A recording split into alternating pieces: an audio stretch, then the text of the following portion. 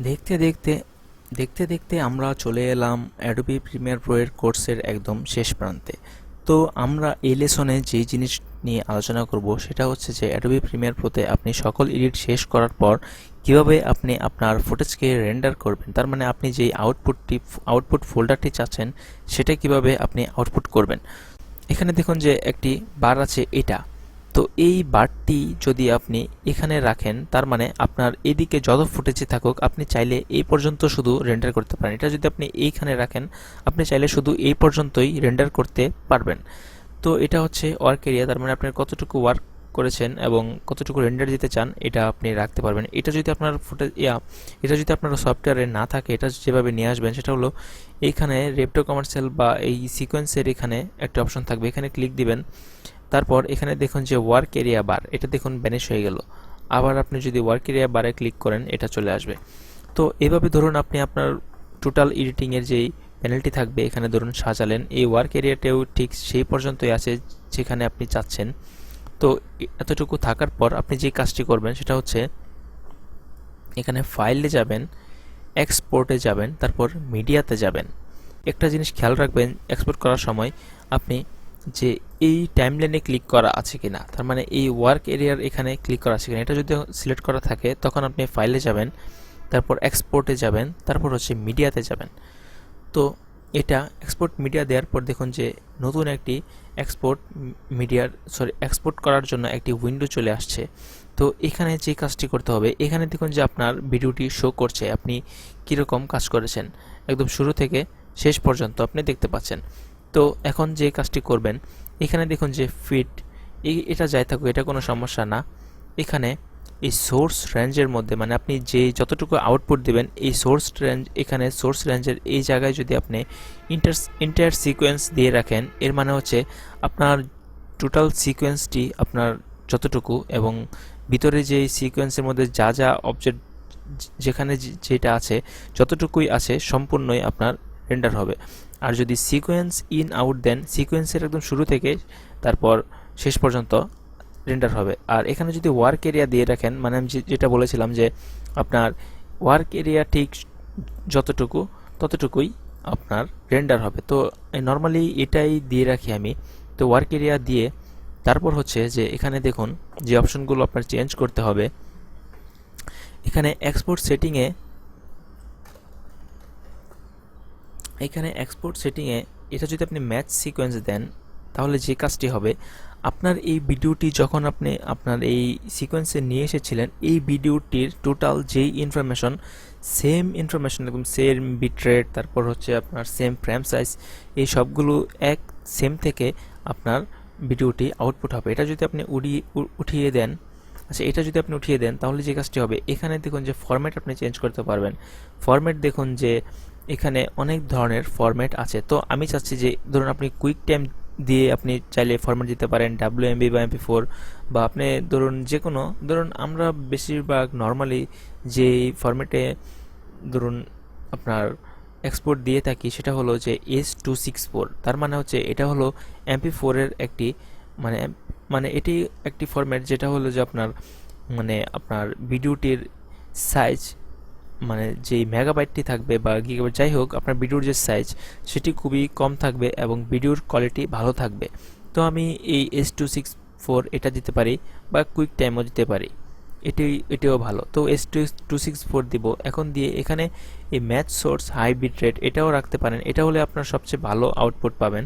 বা আপনি চাইলে এখান থেকে বিভিন্ন ধরনের যেমন ধরুন এখানে আপনি এই যে কত পিক্সেল কত ফ্রেম রেট আপনার যে অ্যান্ড্রয়েড ফোন, তারপর হচ্ছে এখানে নিচে যাবেন যে দেখুন ইউটিউবের জন্য অ্যাপেল টিভির জন্য এখানে হচ্ছে আপনার বিভিন্ন ধরনের অপশন মানে আপনার প্রিসেট যেটাকে বলে এখানে বানানোই আছে, এগুলো আপনি ইউজ করতে পারেন। দেখুন যে এখানে এইচডি তারপর আপনার 720p এগুলো আছে। তো আপনি যেই কাজটি করবেন মানে আমি যেভাবে করি সেটা হচ্ছে যে S264 থাকে, তারপর হচ্ছে ম্যাচ সোর্স এখানে হাইব্রিড এটাই থাকে এবং এটা হচ্ছে আপনার আউটপুট নেম। এখানে একটি ক্লিক করবেন, ক্লিক করার পর আপনি এই ভিডিওটি কোথায় রেন্ডার দিবেন সেই ফোল্ডারটি আপনার এখান থেকে সিলেক্ট করে দিবেন। সিলেক্ট করে দেওয়ার পর যে কাজটি করবেন এখানে নামটি লিখবেন, লিখে এটা দেখুন যে ভিডিও ফাইল হবে MP4, সেভ দিবেন। সেভ দেওয়ার পর এখানে নিচে যাবেন এক্সপোর্ট ভিডিও এবং এক্সপোর্ট অডিও দুইটি টিক দেওয়া থাকবে, কারণ হচ্ছে যে আপনি যদি এখানে যদি শুধু এক্সপোর্ট অডিও উঠিয়ে দেন, তাহলে যে কাজটি হবে, আপনার শুধু ভিডিওটি এক্সপোর্ট হবে, অডিওর সাথে এক্সপোর্ট হবে না। তো আপনি দুইটি টিক দিয়ে রাখবেন আপনার প্রয়োজনে। যদি আপনার মনে হয় যে আপনি অডিও দিবেন না, শুধু ভিডিও, তাহলে দিতে পারেন। যদি এরকম মনে হয় যে ভিডিও দিবেন না, শুধু অডিও এক্সপোর্ট দিবেন না, এটাও পারেন। তো এটা যেভাবে সেভাবে থাকুক। এখানে ইফেক্ট এগুলো কিছুই চেঞ্জ করার প্রয়োজন নেই, এগুলো যেভাবে থাকুক। তারপর হলো এখানে ভিডিওতে থাকা অবস্থায় এখানে দেখুন যে একটি কাজ করবেন, এই ওয়েট হাইট এগুলো চেক করবেন যে এখানে কত আছে, মিল আছে কিনা, ফ্রেম রেট। তারপর হচ্ছে এখানে এই রেন্ডার অ্যাট ম্যাক্সিমাম ডেপথ, এই জিনিসটি টিক দিয়ে রাখবেন। এটা টিক দিলে যে কাজটি হয়, আপনার যেই ফুটেজটি আছে এটি সাইজ বড় হবে না, কিন্তু আপনার রেন্ডারের কোয়ালিটি অনেক ভালো হবে। তো আমি রিকোয়ারমেন্ট করব যে এটি সবসময় টিক দিয়ে রাখবেন রেন্ডার দেওয়ার সময় খেয়াল করে। আর এখানে হচ্ছে যে আপনি আপনার যে বিট রেট এনকোডিং, এটা আপনার VBR1 পাস এটাই থাকুক, এটাই আমি দিয়ে রাখি, এটা কোনো সমস্যা নেই, ডিফল্ট থাকে। তো এখানে দেখুন যে টার্গেট বিট রেট, মানে আপনার যেই অডিও ভিডিওটি, এটার বিট রেট আসলে কত। তো বেসিক্যালি আমরা যেই ভিডিওগুলি ইউজ করি, আমরা আসলে বেসিক্যালি যেই ভিডিওগুলো দেখি আপনার ইউটিউব থেকে ডাউনলোড দিয়ে, এগুলো আসলে ধরেন আপনার খুবই কম বিট রেটের হয়। তো মাঝে মধ্যে দেখা যায় কি যে এখান থেকে যদি আপনি আউটপুট দেন, তো এখানে বিট রেটটা নর্মালি আপনি 3 থেকে শুরু করতে পারেন, 3-এ ভালো আসে। তারপর আপনি 4-5, এই এত দূর যাবেন না, 10-12 এগুলিতে যাবেন না, আপনি এই 6-7-5-এ এগুলিতে রাখবেন। তারপর এটা এখানে দেখুন যে এই বিট রেট বাড়িয়ে দিলে এই নিচে এখানে আপনার ফাইলের সাইজও বেড়ে যায়। তো আপনি এক কাজ করতে পারেন, এখানে আপনি 5 দিয়ে বা 7 দিয়ে আপনি আউটপুট দিতে পারেন। হ্যাঁ, হয়তো বা এখানে একটু আপনার ভিডিওর সাইজটি বেশি হবে, বেশি হোক, কিন্তু আপনি খুবই ভালো আউটপুট পাবেন। আর এটাকেও আপনি এই উপরেরটা থেকে সর্বোচ্চ 2 বাড়িয়ে দিবেন।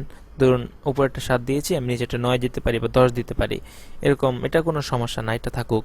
তো আপনি যে কাজটি করবেন, এইভাবে সেটিংটি সেভ করে এখানে ধরুন আপনার যদি নর্মালি আপনার ইউটিউবের জন্য ভিডিও হয় বা আপনি ফেসবুকে দিবেন, তাহলে আপনি এখানে 3-4 দিতে পারেন, এটা কোনো ব্যাপার না। আর যদি এরকম হয় যে আপনি কোনো ক্লায়েন্টের কাজ করেছেন, সে খুবই ভালো আউটপুট চায়, তাহলে এখানে 7-8 দিয়ে দেবেন। তো আপনার ভিডিওর সাইজ হয়তো বা বড় হবে, তবু আপনার ভালো রেন্ডার পাবেন, এবং পরবর্তীতে আপনি এই ভিডিওটিকে অন্য একটি কনভার্টার দিয়ে কনভার্ট করে নেবেন, তাহলেই আপনার ভিডিওর সাইজটি আবার কমে যাবে এবং আপনার ভিডিওটি ফুল এইচডি থাকবে। তো এই সব কিছু শেষ করার পর নিচে তারপর ইউজ ম্যাক্সিমাম রেন্ডার কোয়ালিটি, এটা তো একবার দিয়েছে যে ম্যাক্সিমাম ডেপথ, এটাও দিবেন, ইউজ ম্যাক্সিমাম রেন্ডার কোয়ালিটি, এটা ঠিক দিয়ে রাখবেন। আর কিছু কোনো জায়গায় কিছু কাজ করার দরকার নেই, এগুলো চাইলে আপনি দেখতে পারেন যে কোনটায় কি হয়।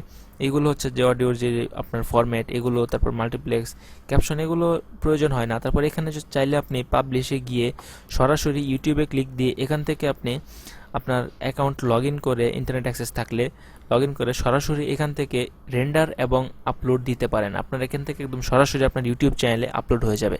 তো আপনি যে কাজটি করবেন, এখানে ভিডিওতে এইভাবে রেখে এখন শুধু জাস্ট আপনার একটি ক্লিক এক্সপোর্টে যদি আপনি ক্লিক দেন, তাহলে আপনার এই ভিডিওটি এক্সপোর্ট হয়ে যাবে এবং সেভ হয়ে যাবে, তখন আপনি প্লে করতে পারবেন।